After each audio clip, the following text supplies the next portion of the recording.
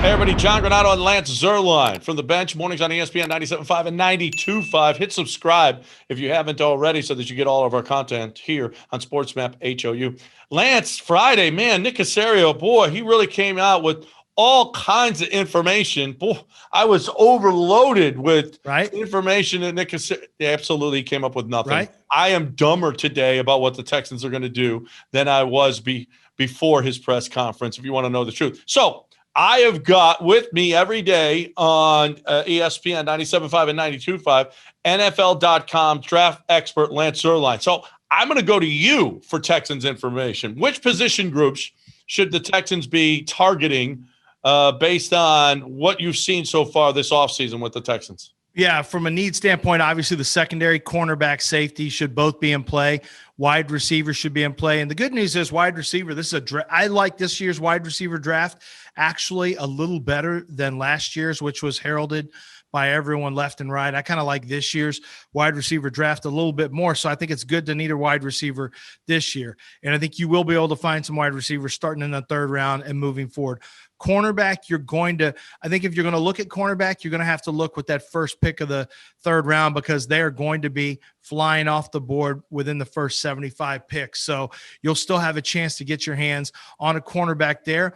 And then, it's a good interior offensive line draft. So if you wanted a center or a guard to compete with Max Sharping, to compete with Justin Britt, maybe even beat out Justin Britt, you have an opportunity or even compete with the right guard spot with Marcus Cannon or, if he moves down there. You can find some guards this year. You can find some centers. So I think that's another good one that you can start looking in round maybe even 5 and have some success at finding somebody who can come in and be a competitor for sure in 4. But I think cornerback and wide receiver really must be considered early on, along with defensive line. They simply don't have a good, strong defensive line right now. Well, and they addressed that last year with Blacklock. I don't know how that worked out. They didn't have a first-round pick last year, so they were limited. They're limited even more this year. I don't know that we saw a home run in any of the Greenard, Blacklock, Heck, Coulter, Reed. I don't know that we saw a home run in any of them. What will be a successful draft this year with even fewer draft? Well, not fewer, but drafted even later in this draft. Yeah, I think realistically, it has to be judged in 3 years. But I think if you can find 3 future starters out of this year, which would be your 2/3, I think awesome.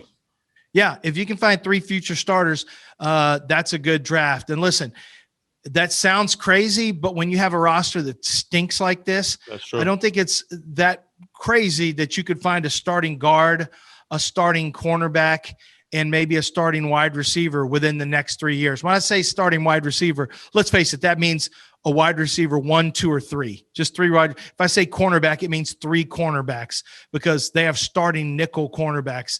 So I don't think it's crazy to say that's a good draft, 3 starters. And even though you don't have a first or second rounder, based on how weak this roster is, I think it's entirely possible you find a future starting running back in this year's draft outside of the first 3 rounds. You could maybe find that. Yeah, but here's the thing. I mean, teams they draft well. And they actually draft guys in the 3rd, 4th, 5th rounds that actually some teams actually do that. Some teams do that, but not the Texans. So that now it's a different administration. Then Nick Caserio now is there, but his, what he did in New England isn't giving me much confidence that this is going to be wow. Now everything's changed here from all of those years with Rick Smith drafting terribly after the first round. But.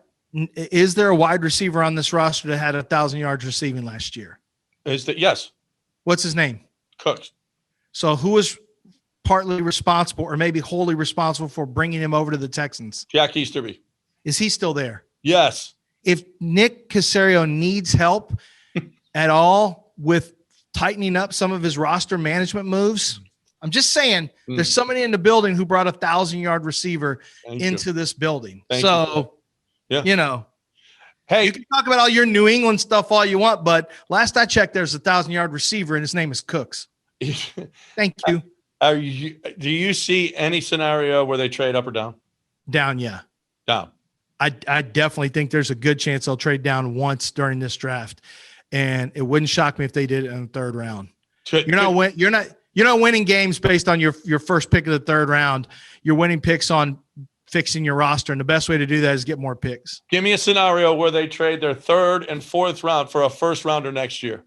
Oh, if Jack picks up the bat phone very, very quickly and starts making calls. Now they will trade that up, and they will also trade multiple first round picks. And then Nick Casario will come back and say that doesn't count. Anything Jack does doesn't count. He does not have access.